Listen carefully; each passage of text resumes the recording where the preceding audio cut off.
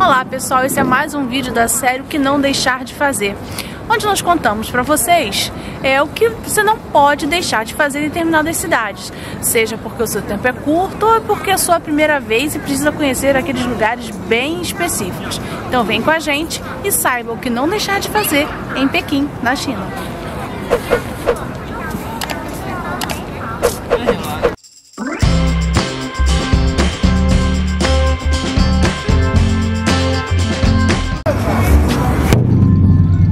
Se prepare, essa cidade é simplesmente incrível.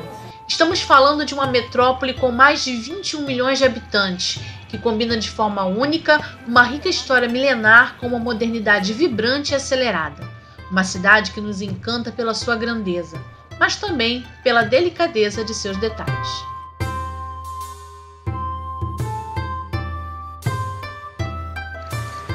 Fundada há mais de 3.000 anos, a cidade foi a sede do poder imperial por séculos e hoje é o centro político, cultural e educacional do país.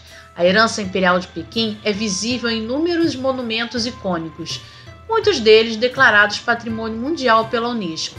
O principal deles, e uma das maiores atrações do país, está justo no coração da cidade.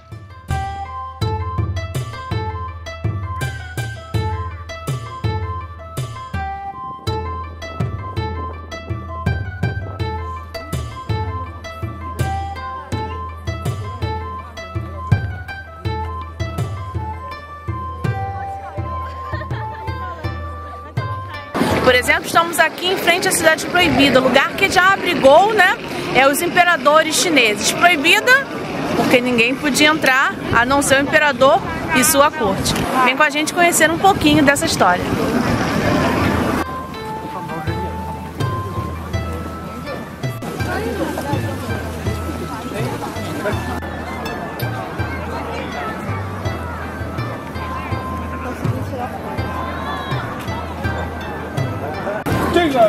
A Cidade Proibida foi o palácio imperial da China por meio milênio, desde a metade da dinastia Ming até o final da dinastia Qing em 1912.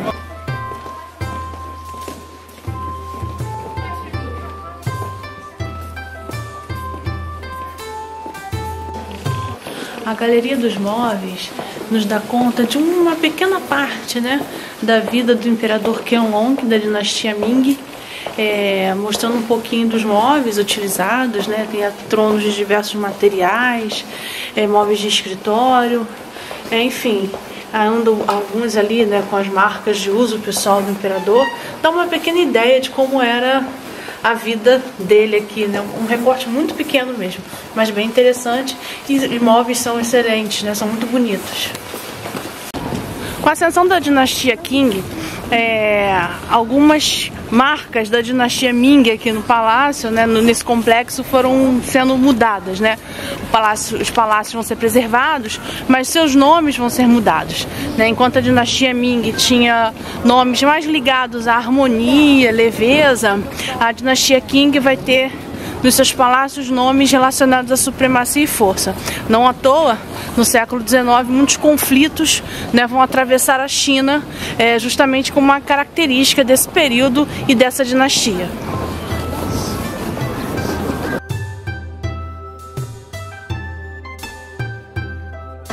A gente gosta muito de visitar palácios, complexos de palácios como este. Até então a gente tinha a Alhambra, em Granada, na Espanha, como sendo assim o nosso lugar de preferência nesse quesito. Mas aqui desbancou. A Cidade Perdida, sem dúvida, roubou o primeiro lugar de Alhambra no quesito complexos palacianos. Estamos no nosso segundo dia em Pequim e agora estamos indo para a Muralha da China. Se você quer ir para a Muralha da China, na seção Badalin, você pega o metrô até essa estação aqui, Wonying, que é da linha 8. A partir daqui você sai e vai para a estação de trem e a gente já vai mostrar.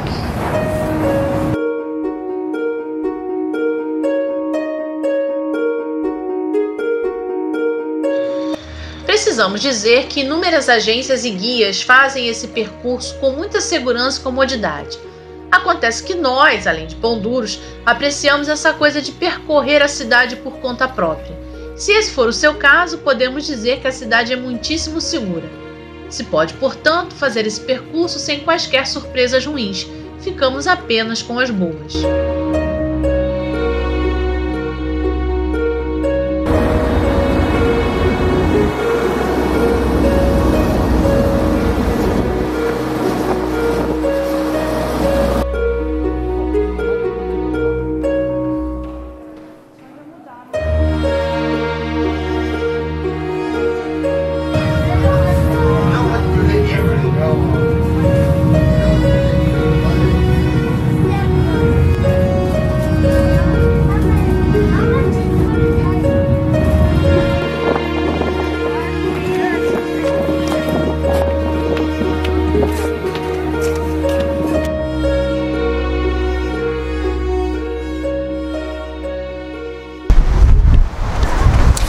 Enfim, chegamos na Muralha da China, né? Que é realmente fantástico, chega até ser emocionante, né? A gente pisar nesse local. A muralha ela é enorme, né? Tem mais de 20 mil quilômetros de extensão. Ela tem vários trechos, né? Feitos em épocas diferentes da história da China. Inicialmente foi feita para proteção de alguns povos invasores de algumas regiões. Há alguns textos que dizem que inicialmente esse não foi o objetivo dela, mas a gente imagina, né, fazer uma muralha dessa exatamente para quê? Se não para defender. Outros dizem que até poderia ser para defesa, mas não uma defesa imediata, alguma coisa no futuro, enfim. O que a gente tem lido e observado, né, é que durante muito tempo a China de fato foi invadida por povos vindo de outras partes e em alguns momentos, né, da história os imperadores foram fazendo muros para proteger, até que houve um momento em que ela foi unificada, né? Então há trechos bem conservados, como esse que a gente está em Badalim, e outros nem tanto.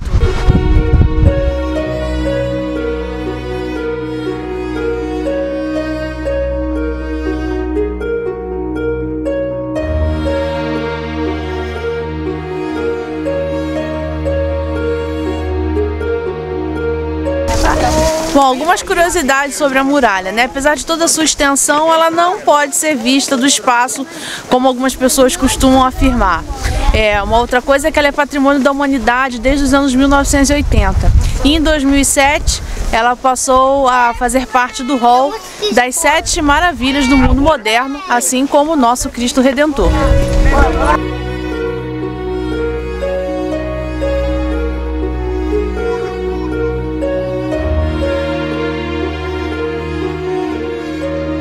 Além da Cidade Proibida e da Grande Muralha, 2 ícones históricos nacionais, a cidade de Pequim conta também com pelo menos 2 templos imperdíveis e de grande valor histórico. O primeiro que visitamos é conhecido como Templo do Céu.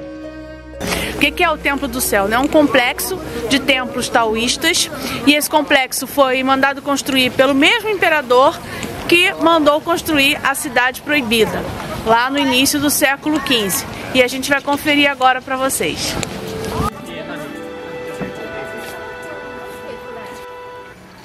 Localizado no sudeste de Pequim, ele foi construído no século XV durante a dinastia Ming e por quase 500 anos serviu como local onde diversos imperadores realizavam rituais anuais. Belíssimo, não?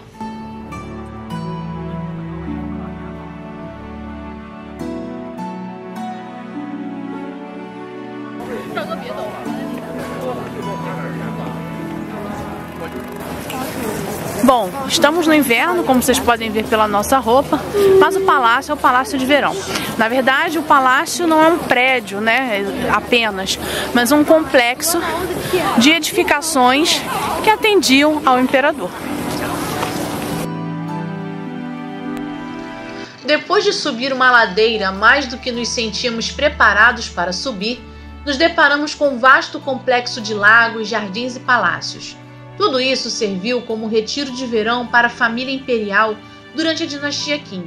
Considerado um dos melhores exemplos de jardins paisagísticos chineses, ele foi declarado Patrimônio Mundial pela Unesco em 1998, sendo um testemunho da grandiosidade e da harmonia entre a natureza e a arte na cultura chinesa.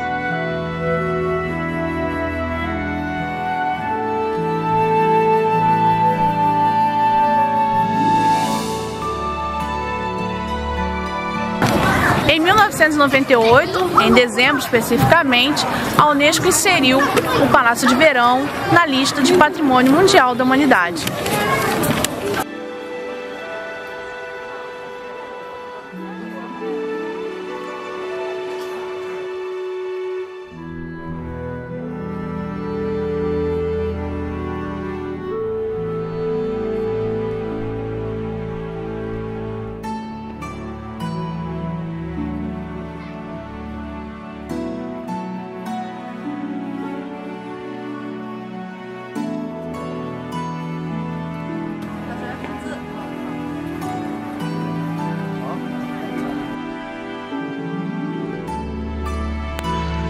A cereja do bolo de nossa visita a Pequim é um lugar que nos introduz outras perspectivas da cidade.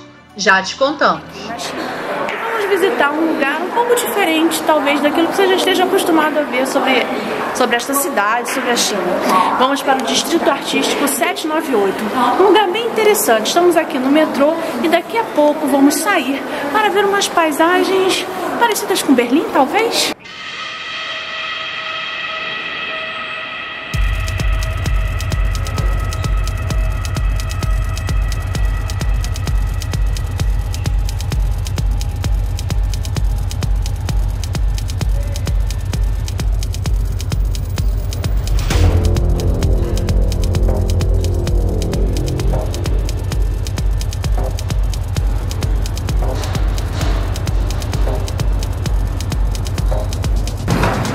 Olá, finalmente chegamos ao Distrito 798 de Artes aqui em Pequim. Um lugar repleto de arte, né, como o próprio nome do distrito diz, com esculturas, galerias, com exposições de pintura, fotos, e é um pouquinho disso que vamos mostrar para vocês agora.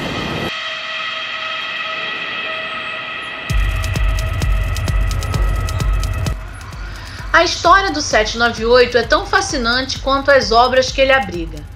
A área foi originalmente um complexo de fábricas construídas na década de 1950, no início da era comunista, e contando com a ajuda da Alemanha Oriental. O design arquitetônico, inspirado no estilo da escola alemã Bauhaus, é caracterizado por grandes espaços, tetos altos e tijolos vermelhos. E tudo é bastante visível no distrito. É como se estivéssemos em um pedacinho de Berlim, por exemplo.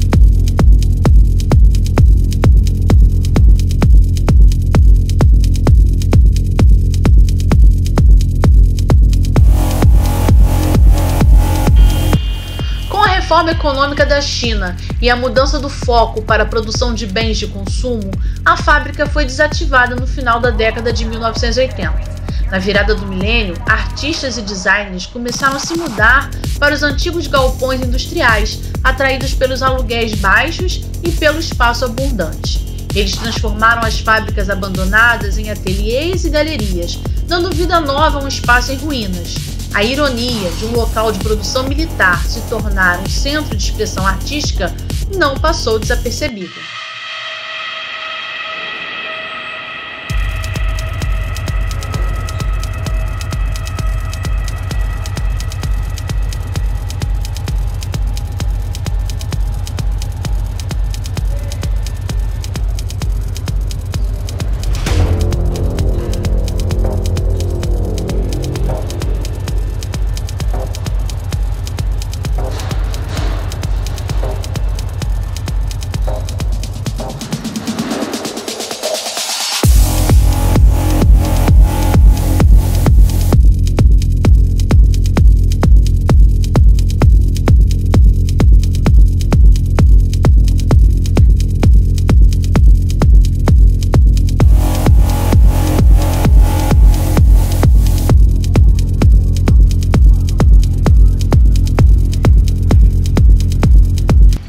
E tem mais? Tem muito mais, é claro. Querendo conhecer mais sobre a cidade e outros destinos na China, deixamos na descrição deste vídeo o link para a nossa playlist com todo o nosso material sobre o país. Boa viagem!